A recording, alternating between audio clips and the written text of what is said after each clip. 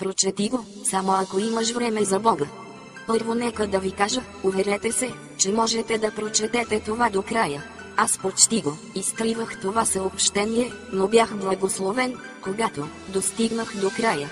Тема: прочети, само ако имате време за Бог. Лесно и трудно. Защо е толкова трудно да се каже истината и така лесно да се излъже? Защо толкова ни се спи в църквата, но след проповедта се събуждаме? Защо е толкова трудно да се говори за Бога и така лесно говорим мръсни неща?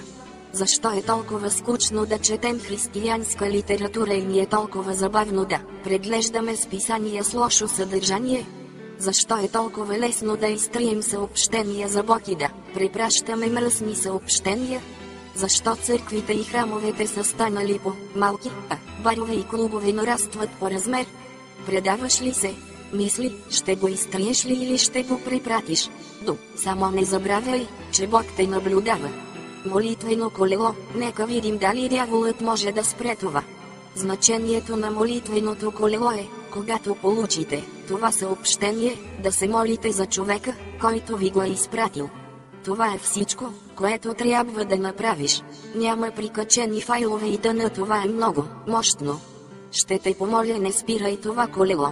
От всички възможни подаръци молитвата е най-добрата. Тя не струва нищо и носи прекрасни награди. Нека Бог да ви благослови и да ви пази. Ако това не успее трогне човек, нищо няма. Това послание е истинно. Надявам се, че ще бъдете благословени, като мен, след като прочетете следната история. И все пак аз се чудя колко много хора изтриват това съобщение само като прочетат заглавието. Един ден Сатана и Исус разговаряха. Сатана беше се върнал от Едемската градина и се смееше с пренебрежение, казвайки: да, Господи, току-що се преумножиха моите последователи там на земята, устроих им капан, използвах стръв, на която не могат да устоят, всички се хванаха. Какво ще правиш с тях? Попита Исус. Аз ще се забавлявам с тях, отговори Сатана.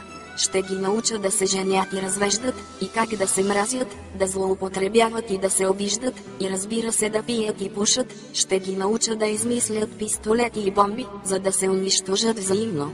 Наистина ще се забавлявам. Какво ще направиш с тях, когато ти омръзнат? Попита го Исус. Ще ги убия, каза Сатана с поглед пълен на омраза и гордост. Колко искаш за тях? Попита го Исус. Ти не ги обичаш тези хора. Те не са добри. Защо ти са?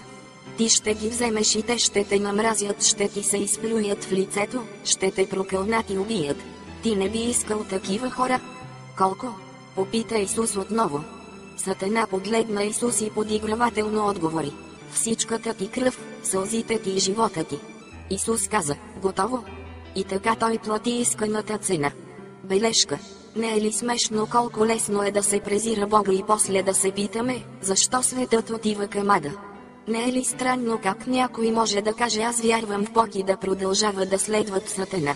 Не е ли странно да изпращаме хиляди съобщения с вицове чрез електронна поща, които се разпространяват мълниеносно, но когато започнем да изпращаме съобщения, които се отнасят за Бога, хората си мислят два пъти, преди да го споделят? Не е ли странно, че когато дойде време да препратиш това съобщение, няма да имаш смелостта да го изпратиш на всички абонати от твоя списък, защото не си сигурен в това, което ще помислят хората за теб? Не е ли смешно, че хората се тревожат повече за това, което другите мислят за тях, отколкото какво Бог мисли за тях?